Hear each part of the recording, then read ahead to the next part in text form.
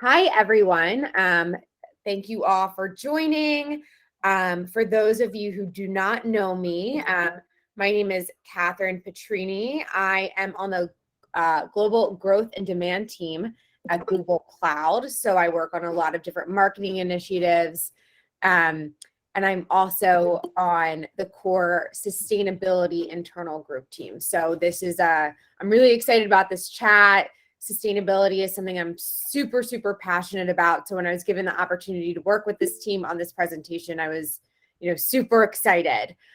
So if you signed up for today, you probably know a little bit about sustainability and why it's so important. And I think all of us as individuals have, a really huge responsibility to make sustainable choices. But now more than ever, companies have an even larger responsibility, right? To make sustainable business choices every day, as the impact can be huge on both their individual communities, their companies, and the world at large. So this is something that RS Metrics is really trying to help companies do, democratize ESG data to make it easily accessible so companies can make more sustainable choices. So I'm really excited to have the folks from RS here.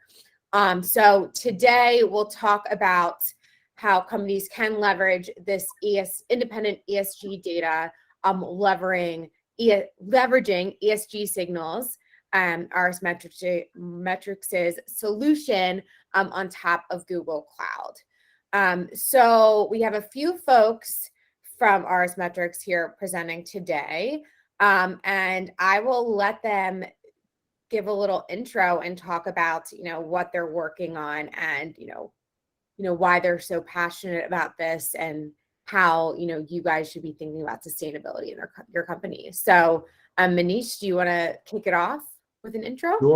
Sure. So here I'm gonna stop this for a sec and do it again. But when I'm as I'm doing that here, just let me know when you guys can see it. So I'm the CEO. I'm super excited to have you guys all here. A little bit about what I do. I run an early stage venture fund. We invest in the intersection of markets, so intersection of ESG, intersection of capital markets, intersection of geospatial. This is my 9th startup, and I think out of all the startups we've done, this has the ability to make the biggest impact at the biggest scale possible. I also want to introduce Rashmi. Rashmi is my partner. She's the one who does all the magic. She's the one who's been, I think, with us almost 10 plus years. And she's been leading the development and the data science part of the business. She has a PhD from Penn State. And lastly, one of the things we've done is, and we'll get into what RS Metrics is, what our history is, but one thing we've always focused on is involving all the stakeholders as we develop the business. So Malcolm is an example of that. Malcolm is a friend of mine from Columbia Business School. He's a U.S. Army veteran, but the important part is he's a veteran of the ESG space. He's been doing ESG on the corporate side of the market for a very long time. He's been working on ESG at Chevron and on carbon management issues. So I think I'm just gonna, given the time, I'm just gonna get into it. If you guys have any questions, I think the easiest thing to do is put your, Kathryn, I don't know if everybody can put questions on there. Yeah, everyone, if you are in here, you can add your questions to the chat as we go, but we will have time for Q&A after the presentation. So you can either hold till the end of the presentation and ask your question then, or just put them in the chat so we have them queued up for when we're finished. Okay, perfect. So I'm using Google Slides to actually present this. It's a little different from PowerPoint, so just bear with me if sometimes I switch back and forth. So the structure is, I'm going to cover a little bit about ESG signals, what we're doing. And Kathryn, just remind me if I switch screens and it doesn't work for some reason. I'll cover what ESG signals is, and then Malcolm will come in and really give his perspective from an end user why asset level is important. Rashmi will get into it and actually share how we've architected ESG signals. And then we can look at some use cases and what we want to do, as Kathryn said, make it as interactive for you. We know there's a lot of people from Google, Columbia, academics, end users, and a lot of our advisors and customers too. So at the end, there'll be a Q&A. If you want, you can put in your questions in the Q&A, and we can tally them, or you can also hold off. So you guys should be seeing my screen. What is ESGSignals? Are you guys seeing that or no? Yep, you're good, Maneesh. So first of all, I want to thank Google. It's we couldn't have done this. We couldn't have done this by ourselves. And interestingly, as soon as I said Google, my Pixel went on and said, "How can I help you?" So I want to thank Google for that, and in particular, Jeff Sternberg's been a big supporter. He's the one who actually started the relationship, and we couldn't have done this without his support, and obviously all the support of all the different Googlers out there. So thank you, guys.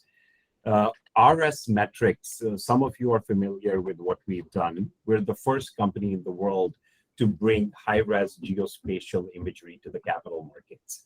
So we built on that past 10 years of experience selling to capital markets, selling to hedge funds, selling to asset managers, selling to rating agencies.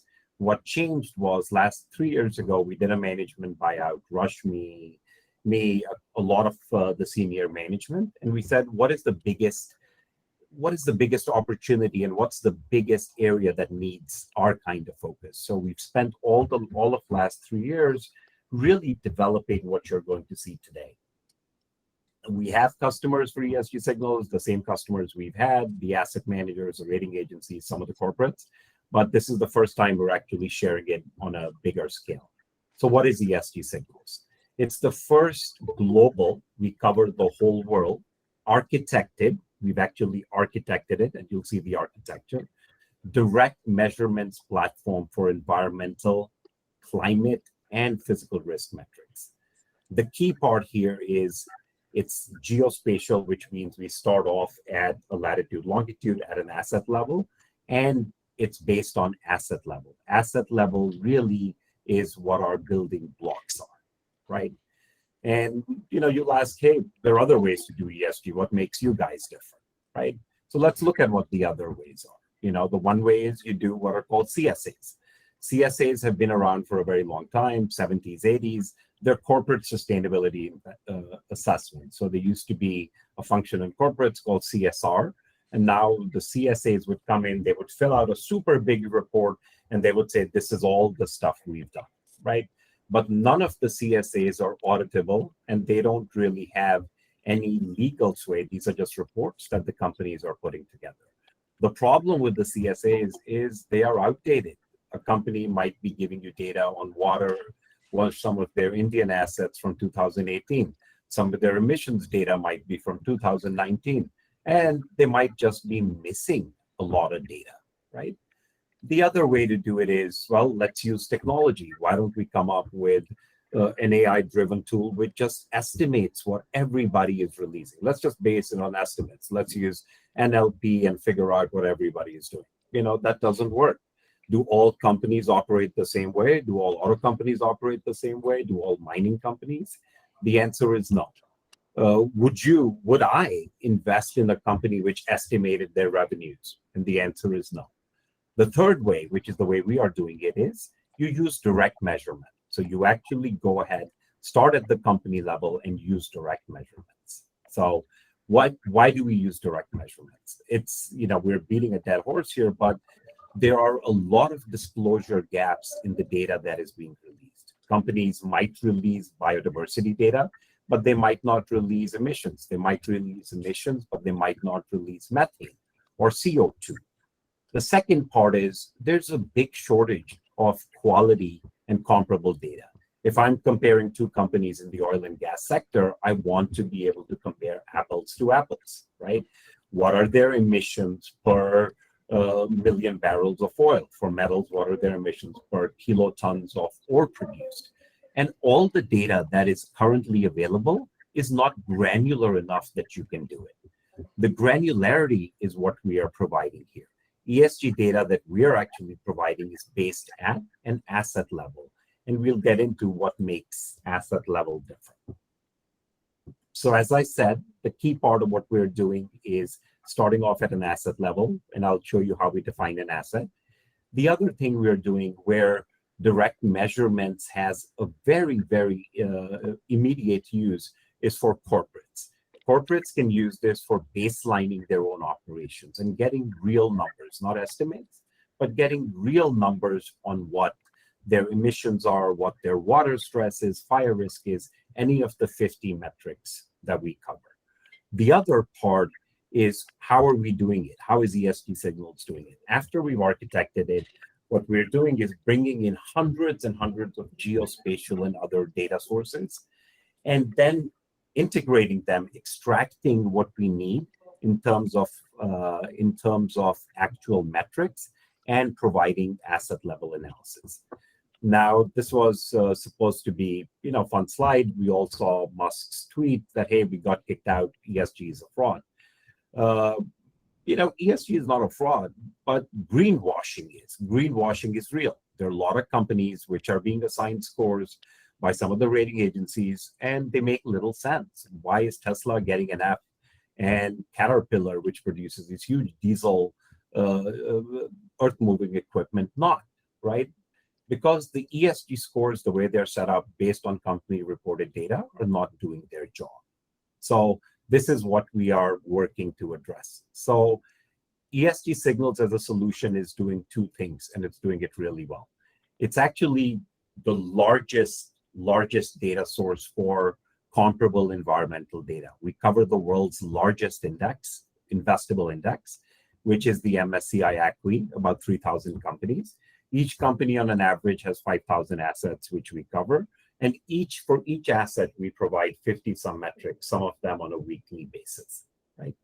The second thing that it helps asset managers and companies do is provide you, as I said, benchmarking and baselining against any of your competitors and against an index or against a region, right? And the asset level part is important. Just before this, we were having a discussion with a private equity shop, and they are looking at buying out assets from some of the bigger companies, which are, let's say, the heavily polluting assets, which are tilting some of their scores. So what you're getting with ESGSignals is, even though corporate ownership of the situated assets may change, right? BP spun off their whole Prudhoe Bay operation in Alaska to a private company. We will still track the assets, and we will still track the metrics on the same basis that we were. So what exactly do we provide? We provide 50 metrics. I think these metrics will increase maybe by the end of next year. Or end of this year, we'll probably have 75. These are based really on the input we're getting from our clients, right? So fire risk is a metric that we've added. Coastal flooding is a metric we've added. Somebody might come up and say, listen, I need different variations of heat wave index. So we will be able to add that. All the metrics that we are providing are aligned with global standards, and we're working with both the standard setting organizations like TNFD, which we are working with on our biodiversity data, which is powered by IPAT. We're also working with some of the regulators to show them what is economically feasible. Now, that is the big point. Again, all of the stuff we are doing is at an asset level. And asset level is really where the meaningful change is going to happen, where companies will improve their emissions, they will improve their processes, they will improve fire risk in any of these. Malcolm, I'm going to give it over to you to talk about asset level now. Awesome. Thanks, Maneesh. So can you go to the next slide, Maneesh? Sure. Yeah, so I'm just going to give everyone a quick, 3-slide overview of why asset level is so important, right? And one way to understand it is to think about financial data where location is important, but it's not everything. So you might think about where an asset is located because of the local tax regime, maybe local labor laws are a little different. Maybe you're thinking through logistics, right? Especially nowadays, if the factory is very far. that's going to cause some issues. But from an environmental perspective, location really is everything, right? It tells you about your exposure to flood risk, physical risk, heat waves, right? And this is not just from the physical perspective, but we're seeing it bleed into the social, right? If your office even is located in a place that's going to be subject to increasing heat waves over time, right? You may not be able to have, people may not want to work there, right? So location is really critically important. And not only that, the type of location, right? So for very, particular reasons, right? So if it's a refinery, you're monitoring methane, your modeling may be very different, right? So having an underlying base layer of assets, which we call our asset tracker database, really lets you do this, right? And the other thing too is it really lets you drill into a company and see what's behind the top level disclosures, right? So Maneesh, if you can go to the next slide. Sure. Yep. So here's why, here's some more detail on why asset level is so important. And we think the geospatial asset level approach is going to be one of the really key tools to helping companies measure and address climate and what they're going to do about it. So first of all, is scale, right? So it's very hard to generate measurements across, hundreds or thousands of assets if you're a company, right? Typically, if you're a company in one of the environmentally exposed sectors, you might have some local consultants do some studies here or there, right? But the folks who come in to do something in Southern California are probably not going to do it the exact same way that the folks in Eastern Europe are going to do it. So what you need is something that you can scale across thousands of assets at a company, or tens or hundreds of thousands of assets with an investment portfolio, right? The other thing is, and I alluded to this earlier, is aggregated reporting, right? So you might have a company that looks relatively good, but it turns out a few of their assets are really presenting critical risks. And you can see this, for example, in the Vale tailings dam disaster, which one area of operation in Brazil causes huge devastation, right? And huge hit to the bottom line, huge hit to nature, lots of people died, right? So this is all problematic if you're just looking at a high level score, right? And then for corporates themselves, right? And this is especially true of the really environmentally exposed industries like oil and gas, metals and mining. They're struggling with data, right? I mean, there's so much data out there. They really need to bring it together. And the current, climate data space is very fragmented, right? They have one provider here, one provider there. So being able to bring in all these data sources into one place is a super big, takes a huge load off of corporate strategy teams who want to be able to assess where all their physical risk and opportunity lie, but are unable to do it without having to bring in huge sources of data themselves, right? It's simply not their strong suit, right? Yep. And this is, So it also helps on their operational side, right, Malcolm? Yep, exactly. Because then it allows you to make real decisions. And if you go to the next slide, Maneesh, I'll talk through that a little bit.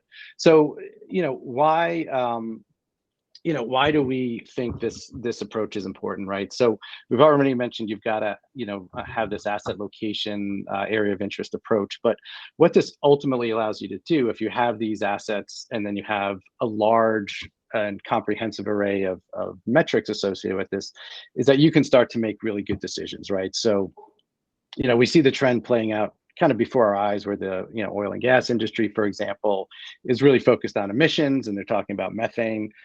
But guess what? Right behind emissions is biodiversity, right? So the TNFD is launching their draft. We're working closely with them on that. And what does that mean? So they're going to sort of get their heads around emissions, and then they're going to have to start bringing biodiversity to their decision-making process, right? So if ultimately companies are going to make good decisions based on a full array of climate metrics, what they're going to do is, for example, if you're an oil company, you might have 100 assets and rank them by emissions intensity. And if you just do that and stop there, you might say, hey, look, I've got my 10 worst polluting assets. I'm just going to sell them off to a private equity shop. They'll disappear. They'll still be polluting the planet, but it looks good for me, right?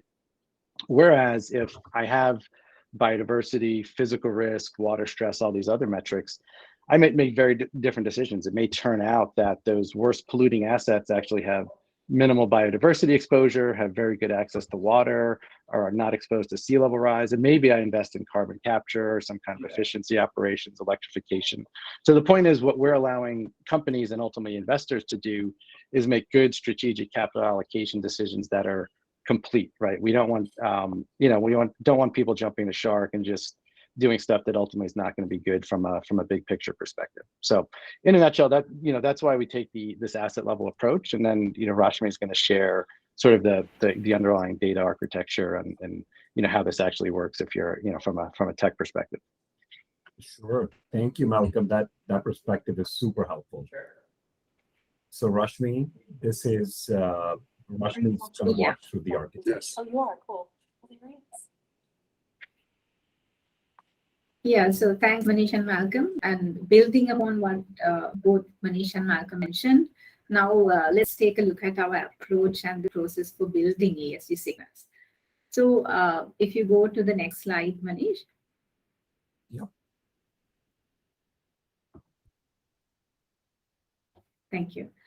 So we start with the leftmost layer that you see, which is a variety of structured, unstructured, open, commercial, and homegrown data sources.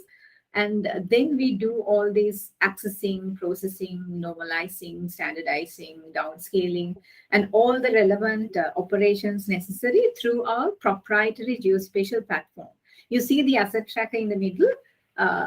We can switch from either to asset tracker to the processing layer, or from the processing layer to the asset tracker as appropriate, because depending on the data sources and what we are going to do with that data source. So once we have the data sources all integrated and pre-processed, we generate the respective metrics or indicators under the themes that you see here. So for example, we quantify methane emissions at asset level based on actual observations obtained through hyperspectral imagery, and then we combine it with meteorological data. Not only that, we use dispersion modeling, all things integrated, and that's methane emissions. So if we look at forward-looking indicators such as heat wave risk, we provide heat wave risk indicators on different climate, based on different climate scenarios, such as RCP 8.5, 4.5, let's say for the years 2020, 2025, 2050, and so on. So those are just a few examples. So we have a lot of themes and indicators covered, as you can see in this slide. Okay, so after this step, the asset level environmental and physical risk data is ready for consumption. But this is asset level data. One may be interested in aggregating and this data at a higher level. So one can aggregate them appropriately to understand the company level, industry level, or maybe sector, regional level implications, performance, etc. So that is fairly easily possible with ESGSignals data.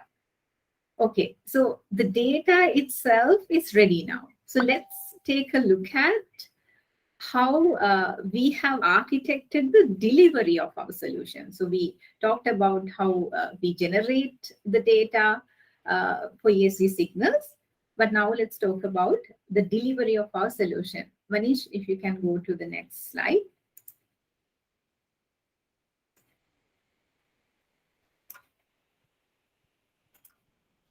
Okay, thank you. So as you can see, there are 3 layers in our delivery mechanism. The lowest layer, the bottom layer of ESGSignals, is the data products layer, basically a data feed that is customized for your needs. And it is built on top of an asset database with either the asset information already covered by RS Metrics Asset Tracker, the geolocation database, or with asset information provided by the end user. So you can bring your own assets and still get the relevant metrics for those assets. At this level, we will share the data directly or through an SFTP in a format like CSV desired by the end user.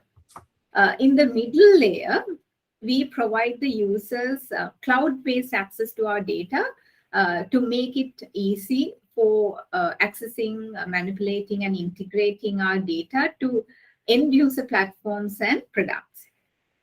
Some of the options actually we provide in this middle layer are access to BigQuery datasets, tables, access to RS Metrics API, AWS S3 buckets. So those are just to name a few.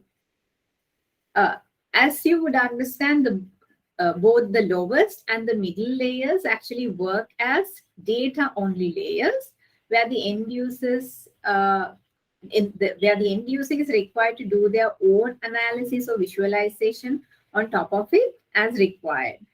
But many of our clients who are tech savvy prefer the data feeds or the data only layers. So they were built on top of that. However, to go the extra mile and save time for a less sophisticated user, or even for a sophisticated user who would still want to get some initial insights to the data, we do provide this third layer, the topmost layer, which is the business intelligence and dashboard layer. One example of that would be providing access to a data studio dashboard built on top of the BigQuery, ESGSignals, and asset tracker data sets. Maneesh, if you can move to the next slide. Sure. Rashmi, I would add one thing here that Rashmi mentioned, which is critical. It's BYOA, bring your own assets. So the partners we're working with, if somebody says, listen, we like everything else, but we want to bring our own assets for this oil company that we're auditing. So then they will import their assets into Asset Tracker, and then they get to choose. They might not get all the environmental metrics from us. They might have their own climate model, but they might get physical risk metrics, right? So this is the power of the system. The business logic, the querying layer, and the presentation layer is separated. Yeah, okay. So we provide the data in various forms, as we just mentioned. But not all the users require all the data that we provide. So some may only require data for a given list of assets, only the geolocation of assets and the relevant attributes of the assets, or maybe only specific set of companies, sectors, regions, etc. And even only for a specific set of indicators. So, and we at RS Metrics want to provide the maximum level of flexibility to the end user. So the building blocks approach you see here allows the end user to do their own slicing and dicing of the data based on the different layers that you see here: the geolocation layer, the data roll-up layer, and the metrics layer. So let's say a user is interested in a mining company or mining companies in a specific region, and also interested in specifically understanding the biodiversity issues relevant for these companies. Our modular approach actually allows the user to filter only those companies, only those mining companies from the first layer, and then to filter by the region, and then to filter by only the biodiversity indicators. So, and then they can look at, for example, biodiversity indicators on overlapping key biodiversity areas, world protected areas within a set proximity, the breakdown of red list species under endangered, vulnerable, and other categories. So we have partnered with IBAT for this data, and one can filter only these set of indicators if they wish. So it applies to all other themes as well. If you go to the next slide, Maneesh, thank you. So we have all this asset level data that we produce, but how can one really leverage these insights? First, these insights you get from ESGSignals are totally independent of company self-reported data and are based on actual asset level observations. So this means you get access to objective and accurate data. That's the first. Secondly, it involves geospatial data and analytics heavily, making it possible to extract information on environmental topics than traditionally accessible other data. Thirdly, all the asset level data we generate is mapped back to the respective parent companies, standard IDs such as ISINs when available, sector, industry, the asset type, for example, if it is a mine, power plant, office, hospital, etc., making it much easier to consume and easy to integrate with existing user products and platforms and directly to their strategies as well. So finally, this data is consistent across assets, companies, industries, and sectors, and is timely, making accurate baselining and benchmarking as well as real-time monitoring quite easily possible. So let me give you a quick few examples on how different users can leverage the same ESGSignals data. So, for example, the corporates use our data to assess their E in ESG performance and also to benchmark performance with peers, competitors, and also to baseline and set targets and strategies for mitigation of existing environmental issues, and also to aid in regulatory reporting, just to name a few use cases for corporates. And then, for example, for asset managers, they use our data to screen a portfolio based on one or more of the environmental indicators that we provide. And they can monitor the environmental performance of a portfolio even by drilling down to the actual asset level with ESGSignals data.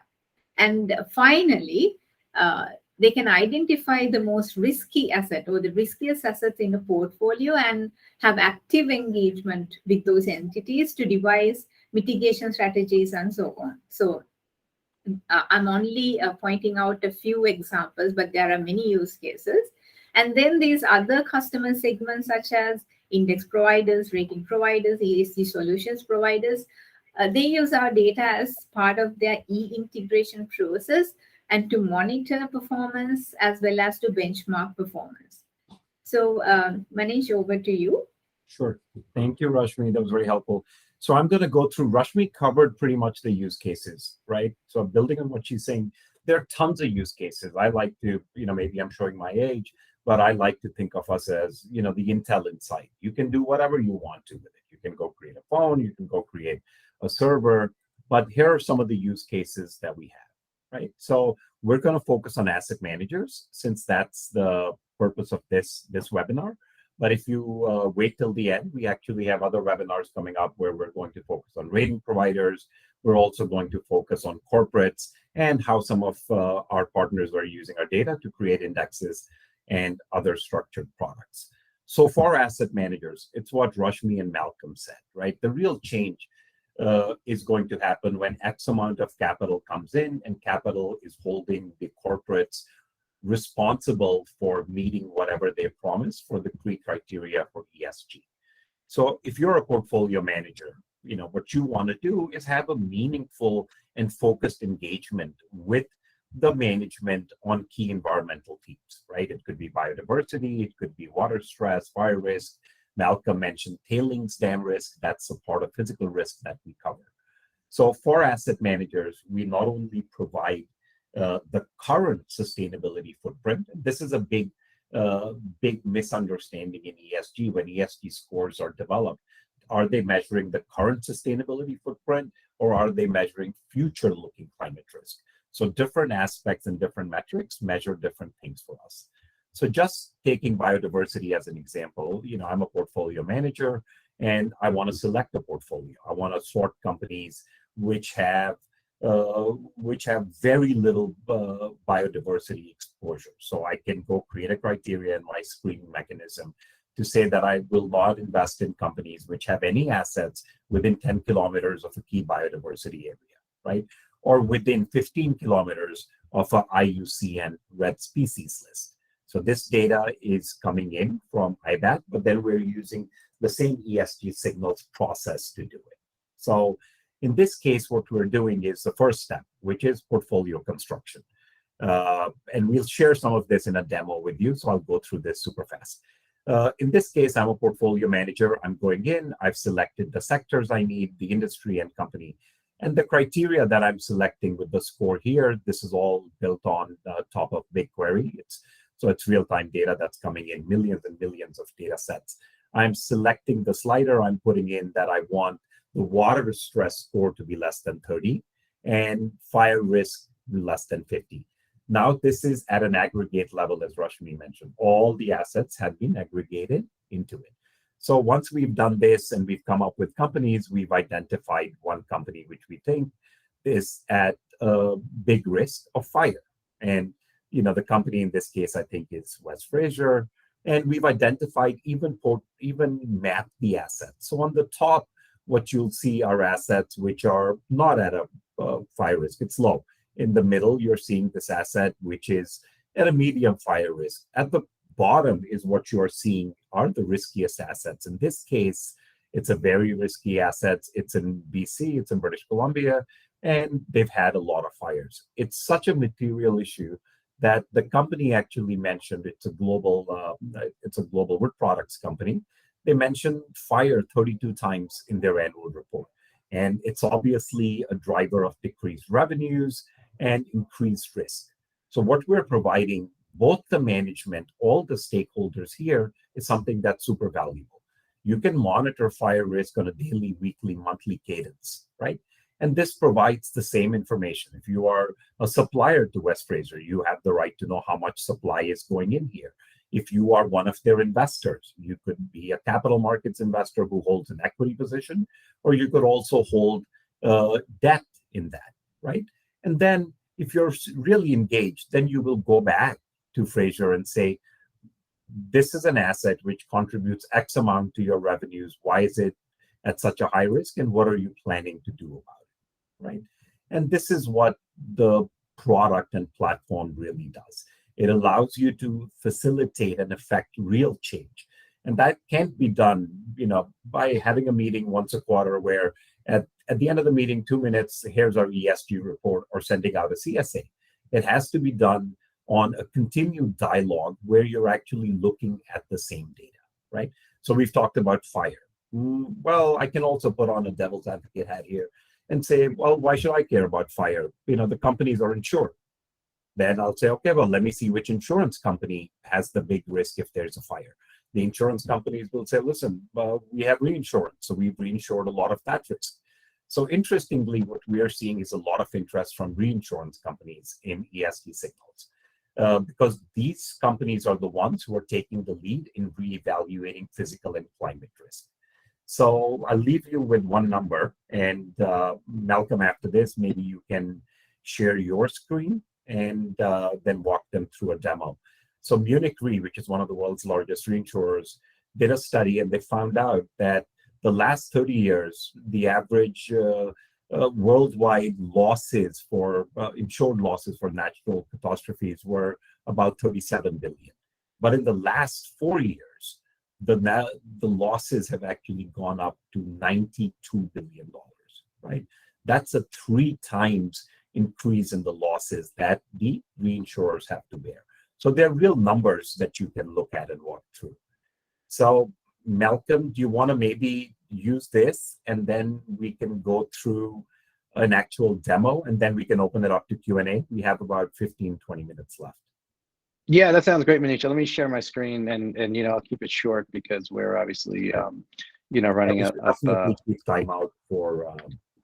Yeah, I want to make sure we get some questions. So yeah, we have a lot of questions lined up too. I don't know if you could see in the chat, so we'll make sure we get to them. Perfect. So hopefully you all can see my screen. So again, thanks to Google, of course, for all the work they put into this, and Rashmi and her team, of course. So so this is again when we're showing you those data layers, right? This could be if you just want a dashboard, right? If you're not interested in some kind of data feed, and you want to just something off the shelf that you can use very readily. So couple things, this we've got some sample data in here. We've got 33 companies that we loaded with about 1,300 assets. And again, if you compare what you're working with currently, if you look at like Exxon's report, they're going to say, we have a strategy to look at physical risk, and it's going to be a paragraph of some text, and that's pretty much it, right? And you might look at BP or BHP, and they're going to have something similar, right? And really, no way to know if they're comparable. How do you benchmark those statements against each other? They're literally paragraphs. So what you have here is assets, right? And these assets all roll up to a company and then to a portfolio, right? So this is an asset manager who, right off the top of the screen has a way to measure the risk within their portfolio, right? And then start to think about what to do about it, right? And importantly, all these assets, whether it's Aramco, Excel, you name it, they're all being measured in the same way, right? So you can compare an asset at a paper company to an oil company to a chemicals company, and that it's subjective, right?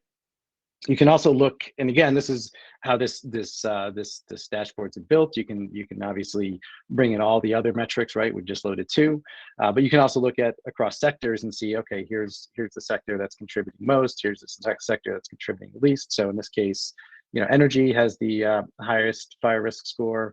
Looks like consumer discretionary is the lowest. So as an asset manager, it really gives you insight into what's happening with your portfolio and what are the assets that are driving these these risks, right? So if I want to drill down into a sector, I'm going to go to basic materials here. We can look at and see, and imagine your West Fraser. Remember, we showed you an example with them. They're a paper products company. You could drill into all their assets. We have BHP, right? So if you're one of those companies, you can benchmark yourself against your competitors, which companies always do in terms of financial performance and so on and so forth, share price performance. But now you can do it very actively and objectively in terms of ESG performance, right? So, and then if you want to get a drill in even further and look at a particular company, imagine if you're BHP and you want sort of a command center view of all your assets and where the risks are, right? You can go in and you can filter and sort for particular assets that might be drivers of issues. And in this case, we have a very real world example that BHP is going to have to think very strategically about, right? So they have this mine here, which has the worst water stress within their portfolio, the Cerro Colorado copper mine. It's in western Chile. Now, copper is obviously a critical mineral for the energy transition, right? As you electrify, you need more copper. An electric car has way more copper than an internal combustion car. But you have this problem, right? Have the water stress. And this is a real world example, right? So they're trying to do a big, project upgrade in this mine, hundreds of millions of dollars of CapEx.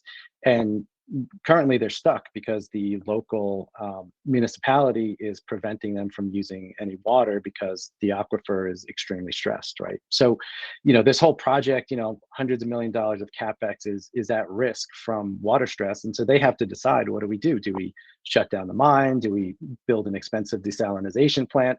But this is the kind of insights that you as an investor or a corporate can get from this data, right? So of course, an investor might be asking these same questions to BHP. Hey, what are you guys doing? Are you going to be able to continue producing copper here? How is this going to affect your valuation, right? So super high level. I know that was quick. We want to save time for questions, but this should give you a kind of a tangible sense of how you can use this data for getting real insight that can really drive strategy, engagement, etc. So I'll pass it back to Maneesh, and we can hopefully take some questions. Sure. So I'm answering some of these questions. Kathryn, shall we just start off? Whatever questions you put in here. Yeah. I can just read them down the list if that works for you, and then of course, any questions we don't get to, we'll make sure to answer them via email, but we're going to try to answer them all live so everybody can hear the answers. Sure. So we have one question. To retrieve assets by company, do you have key equivalency with D&B or other industry standard entities?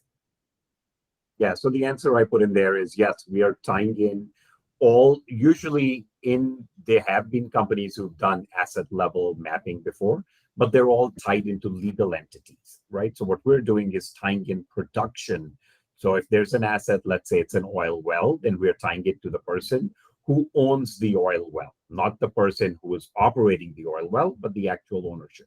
So the oil well might be owned by a company in India, but the company might be owned by an Asian company. In the end, the ownership might all come down to Chevron, which we will tie into under their stock symbol. So the stock symbol is CVX in this case. Got it. Okay, next question, and I think you answered this in the chat, but just so everybody can hear, are assets aggregated to company level based on who owns the assets or who operates them? You just answered that. And so do you do scoring based on residential properties in aggregate or otherwise? So we, on the residential side, we don't do scoring, but each of the metrics we have. So let's just look at what is relevant for a residential property. Somebody owns a $10 billion residential portfolio, which is in California. So you can go map the portfolio out and then come up with what the risks are. So the risks will be displayed on a scale of 1 to 100. And you might see that the fire risk is increasing due to the recent drought. You might see if the property is in a coastal area that the coastal risk is increasing. You might also be able to bring in any other relevant factors and then use our data with the other data you might get from other providers to assign some kind of a score, or to operationally say, listen, we have less insurance, we should have more flood insurance, or we should think about not expanding, as Malcolm said, in a particular area since that's fire risk, or using different construction material, etc. And I would just add, Maneesh, 2 other points. One is that would be an example of, could be an example of the bring your own assets model. So again, you upload your asset locations to the cloud if you have those, and you get the data back, right? And a lot of this will then depend on how, deeply you want to think about it, right? If you're using our kind of forward-looking heat wave index, hopefully you're going to start to think about how livable are some of these places going to be, and what's that going to do to the properties, right? So a lot of this stuff, we're in the early stages of ESG, and a lot of people are thinking through what all this stuff means. But you're going to want a comprehensive assessment, right? So we're seeing how the physical is bleeding into the social and impacting evaluations and stuff like that, and where people want to live and work. So yeah, but again, just a plug for the bring your own asset model, where you could upload your location data and get metrics back. Perfect. Thank you for answering that.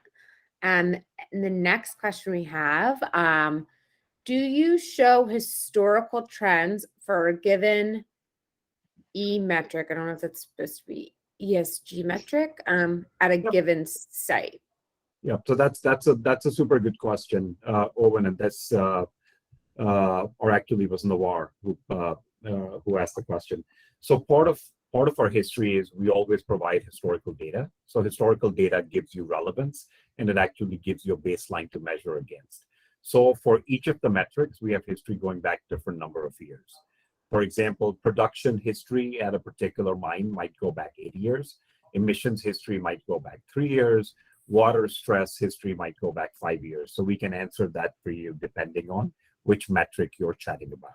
But this absolutely is one of the key strengths of what we are doing. You are measuring change on a temporal basis. The company had X emissions at this plant. Now the company has Y because they've actually improved emissions management, or they have carbon capture, or they've reduced production at that and gone to a different production site. Next question is from Owen. And this, I think, we got when you started the demo. These measures, seem to be in measuring environmental risk. Do you provide any measures of environmental impact? So if by environmental impact, you actually mean measuring, let's take emissions for an example. All the emissions we measure at an asset are then rolled up on a daily, weekly, monthly cadence to an overall emission number, which is then reported in CO2 equivalent, right? So that's the environmental impact of that. The same exact thing on environmental impact of land usage. Let's take biodiversity as an example. If at the beginning of the year, you have this percentage of land usage being used for X, and at the end of the year you have, you can actually figure out the environmental impact in terms of square kilometers for increased land usage. The same exact thing with water. We actually measure how much water is being used. We have a global hydrological model, which takes in data from aqueduct, it takes in data from dance hydrology, and then marries that with the type of asset we are monitoring. So if it's an iron ore mine in Western Australia, we measure that and we have an idea how much water they're using and how much the aqueduct or how much the aquifer is changed over a percentage of time. So the answer is yes, we actually do provide environmental impact on all the metrics. How it translates into the financial impact is done by the analysts themselves, who are actually saying, I'm going to price water at this, I'm going to price emissions at this, carbon at this, etc.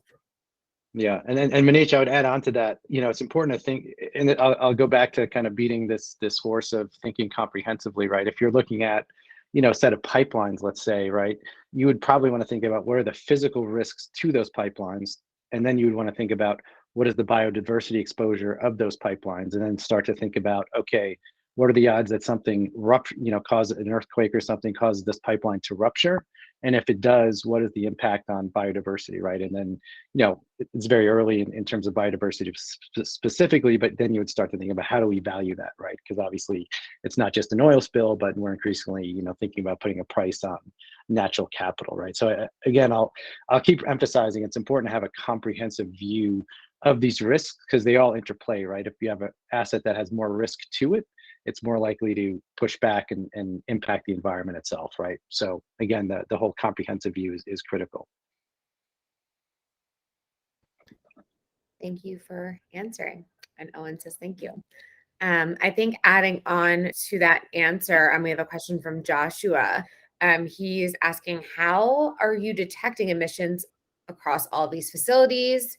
How are you detecting water use? Or are you just relying on whatever the companies are reporting for themselves? Yeah, Rashmi, do you want to get into how you're detecting emissions? I can start off and say that we're using multiple sources for detecting emissions. So as I mentioned, our start was on the satellite space. So we probably have close to 50 or more data sources that we use. We don't rely on any company reported data at all because the companies themselves don't know what the emissions are. And part of the reason the companies don't know is they have no incentive to track what their emissions are. Now, as Malcolm said, if you put a price on carbon and companies are getting charged for the emissions, then they will have an incentive and they will start monitoring it. Rashmi, do you want to say anything else or do you want me to go ahead? Yeah, you mentioned it correctly, Maneesh. So we do detect emissions through this variety of sources, and like I mentioned early on in the presentation, by applying dispersion modeling kind of an approach and all things integrated. You have asked emissions across all these facilities. So when methane emissions are not applicable for all of the facilities, so we have divided our assets based on the asset types that we have in our database, and based on the relevant assets that would have significant methane emissions, we quantify methane emissions for all those facilities. And the same goes to the respective other emissions as well. Yeah, and I'll just pile onto that. So just, the reason, part of this is such a challenge, you just look at emissions itself, and this is just one of the many metrics we cover, right? The EDF just put out a piece on, and Google is actively looking at this as well on their sustainability side, right?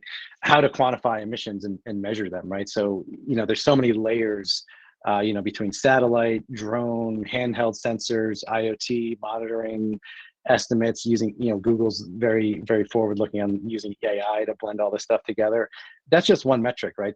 That's methane, right? So, just the sort of, firepower you have to do to just deal with that one issue is massive. And again, that speaks to our sort of trying to make it easy for people by bringing all this stuff together in a one-stop shop, right? It's unlikely, most of the heavy polluters and emitters are going to have the bandwidth to really bring all this stuff together to drive their decision making, right? And so that's really kind of the offering that we're providing is giving you as either an asset manager or a company the ability to bring all this stuff together and use your own expertise, maybe even additional data sources, right, to drive decision making. But again, it's very complex, right? I mean, and again, that methane example speaks to that of how hard a challenge this is. Thank you for answering that question so thoughtfully. Do we have any more questions? We have about 3 more minutes, so not too much time. But if you have any last questions, we can attempt to answer them now. I'll also share my screen. I think you had some other dates. We have the webinars, right? Let me know if you guys, perfect. if you Yeah, guys if you guys can see this. So Yep. we have 2 more. We have 2 more webinars coming up. One is on June 28th. So I put my email in. You also have all our emails. So please reply back, and we'll get into some of these webinars. We'll get more techie. So there will be separate webinars for emissions, separate webinars for water stress, fire risk, etc. Yeah, perfect. And so we will be sending a follow-up email to all of you with all this information and our contact information, so you can reach out with any questions. And we hope to see you all at the next one. Thank you, Maneesh, Rashmi, Malcolm. The work that you're doing is so incredible and just so important. And I really love how you've combined your passion with technology to really create an amazing product and solution. And I hope that all of us here and beyond can really, take advantage of this and, really start moving the needle when it comes to ESG and sustainability. So thank you so much for all of your work and for presenting today.